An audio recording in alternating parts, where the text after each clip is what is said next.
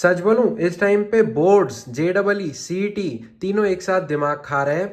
हर कोई बोल रहा है सीईटी इंपॉर्टेंट है, बोर्ड्स पे फोकस करो, जेई ज़्यादा इंपॉर्टेंट है, 75 लाने हैं ये और वो। लेकिन कोई ये नहीं बता रहा कि एक एवरेज स्टूडेंट को आगे कैसे बढ़ना है, उसको क्या करना है बेचारे को। तो कोई मोटिवेशन नहीं देने वाला हूँ। रियल प्लान जो मैं फॉलो करूंगा वो इस वीडियो में बताऊंगा। सबसे पहली बात, मेरा जो टारगेट रहेगा ना, अरे उसको छोड़ दो भाई, पहले ये देखो सीबीएसई और स्टेट वालों के चोचले। ट्रांसपेरेंट पैड लेके आ गया मैं, और ट्रांसपेरेंट पेन भी लेके आया था। देखो भाई, रियल प्लान मेरा यही है कि मैथ्स को रिवाइव करना मेरा सबसे जो पहला ओपिनियन रहेगा वो ये है। और दूसरी बात मैं ये बोल रहा था कि पहले जेई अटेम्प्ट में ना मैं फॉर्मूले बहुत ज़्यादा गंदी तरीके से भूल गया था। आईडीएससी पे 2 क्वेश्चन आए थे, तो जेडबलई में तो ऑब्वियसली 4-4 मार्क का भी इंपॉर्टेंस है। तो जैसे ये एक फॉर्मूला शीट है, तुम देख रहे हो, तो ये जो है ना, ये 11 पेजेस की है। मैंने तो मतलब एक एक पेज पे प्रिंट करवाई है। इसको मेरा वही टास्क रहता है कि रोज मैं सुबह को उठता हूँ, मैं उसको पढ़ लेता हूँ। तो एक भाई फॉर्मूले वाली मिस्टेक तो मेरे से ना हो, तो उससे बेहतरीन तो फिर कोई चीज़ ही नहीं है। और आज मैं थोड़ा लेट उठा था, सब लोग बोल रहे होंगे भाई सिर्फ 1.25 घंटे पढ़ा है अभी तक। और जैसे डेफिनेट इंटीग्रेशन है, और हैंडराइटिंग इतनी खास नहीं है, लेकिन अपना काम चल जाएगा। तो जैसे डेफिनेट इंटीग्रेशन है, इंडेफिनेट इंटीग्रेशन है, इससे भी मेरे पेपर में क्वेश्चन आए थे। लेकिन वही बात है ना कि अब मैथ्स मैंने रिवाइज नहीं किया था, तो मैं उसको सॉल्व कैसे करूंगा। दूसरी बात, मैं क्या एक्सपेक्ट करके गया था कि भाई वेक्टर के क्वेश्चन आ जाएंगे, आए तो थे लेकिन मेरे से बने नहीं। अब अपन केमिस्ट्री की बात करें तो तुम, अब मेरे सारे भाई बहनों ने जिसने भी जेई का पेपर दिया है तो उसको तो मालूम होगा कि जो केमिस्ट्री है वो बहुत ज़्यादा लेंदी आया था। अब उसका क्या करें।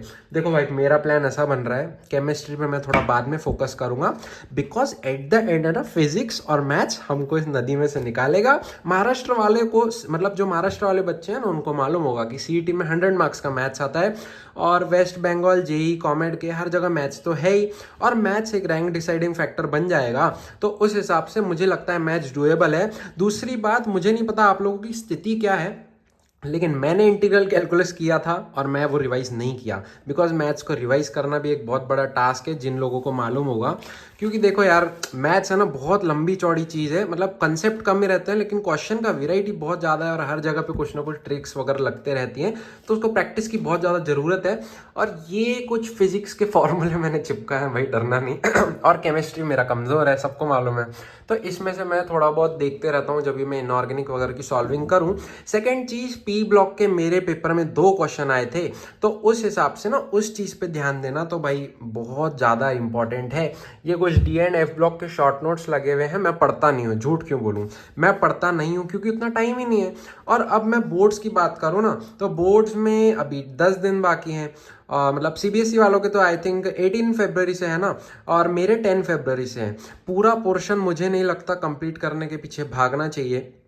तो सीधी बात तो ये है कि मुझे ऐसा लगता है कि बोर्ड्स में मैं भाई 15 चैप्टर है ना, कोई भी सब्जेक्ट हो, फिजिक्स, केमिस्ट्री, मैथ्स, इंग्लिश, 15 में से मैं 10 करके जाऊंगा, 5 भगवान भरोसे, बिकॉज मैंने जेडबलई में भी तो पढ़े ही है, तो कुछ ना कुछ तो उसका अपन लिख के ही आ जाएंगे।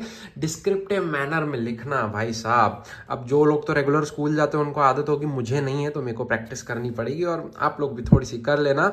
इंग्लिश का पेपर बहुत ज़्यादा लेंदी होता है, तो मुझे बोला गया है कि भाई उसको लिख के देखना 2-3 बार, और मैं रिस्क ये ले रहा हूं कि मैं पेपर से 2-3 दिन पहले इंग्लिश का पेपर 2 से 3 बार मॉक पेपर या सैंपल पेपर जिसको अपन बोलते हैं वो लिख के मैं एक बार देख लूंगा, ठीक है।